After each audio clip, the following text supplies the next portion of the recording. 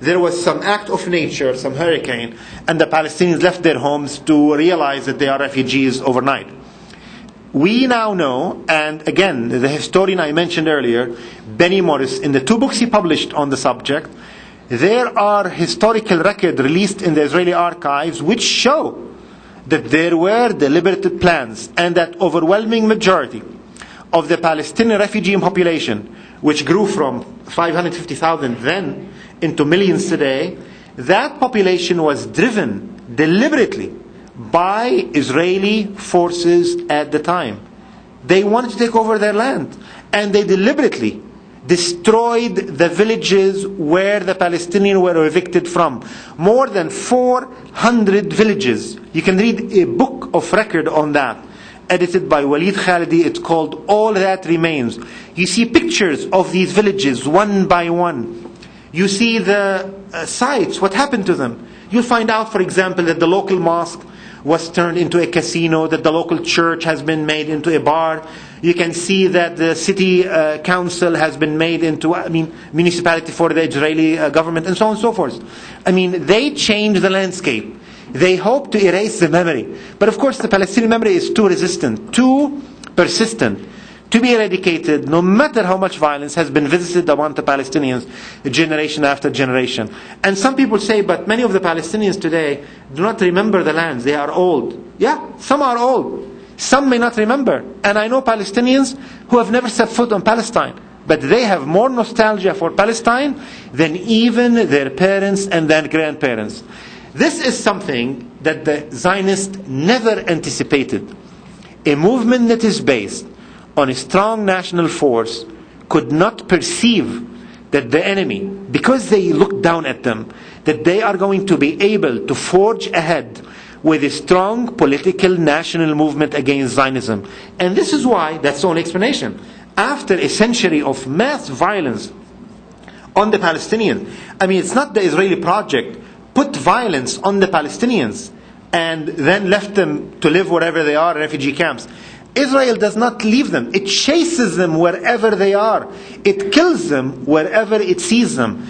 In 1974, a Moroccan waiter was killed by Israeli Mossad agents in front of his pregnant wife because he resembled a Palestinian they were after. Resembled him. In my lifetime, I'm 49 years old, Israel has bombed the following countries: Tunisia, Sudan, Egypt, Palestine, Jordan, Lebanon, Syria, and Iraq. And in 1973, Israel downed a Libyan civilian airliner. I'm sure Zionist propagandists will say, oh, this particular war, Israel was provoked by this side. In this particular invasion, Israel was provoked by this side. If you are capable of providing justification for all these bombing campaigns, all these invasions, the murder of the tens of thousands, hundreds of thousands of Arabs from before 1948 until today, please go ahead and let me hear you do that job. But let us be very clear. When the British and the American later supported Israel in the project against the will of the Palestinians, they knew that Israel's project was based on the denigration and the subjugation of the Palestinian people. How else would you explain the Balfour Declaration of 1917, November 2nd, when the British government took the liberty of promising a land it doesn't own to a group of Zionists and justified? Well, that's how they did.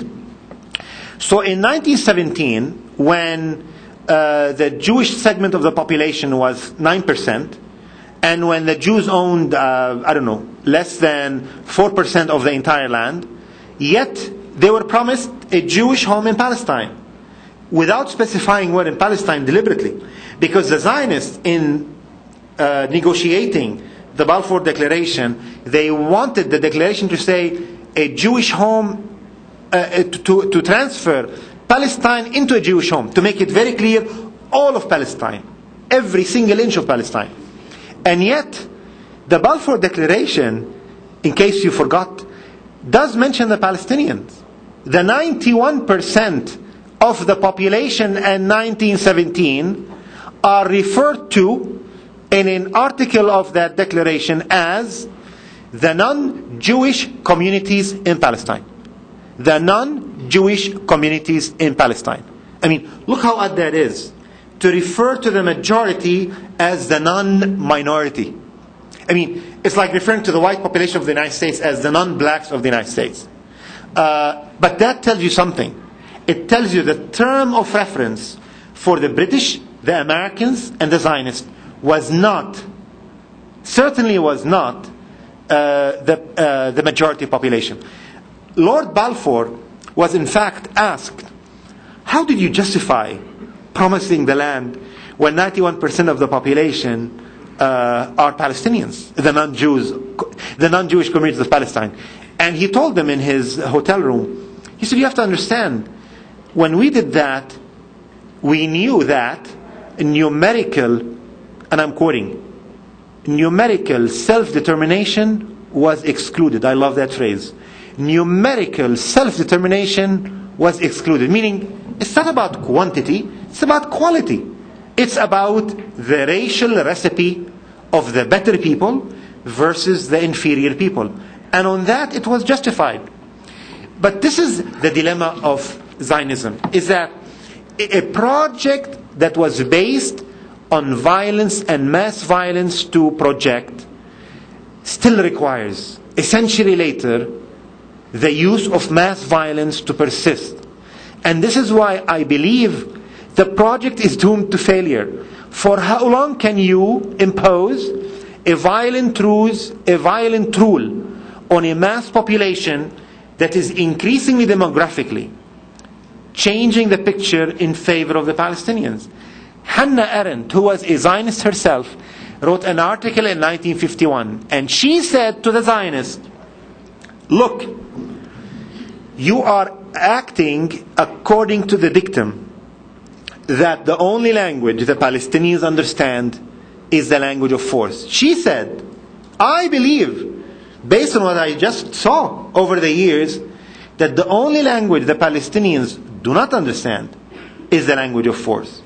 And it seems to me, for that reason, the Palestinians, despite all odds, will eventually win and will eventually return. Thank you.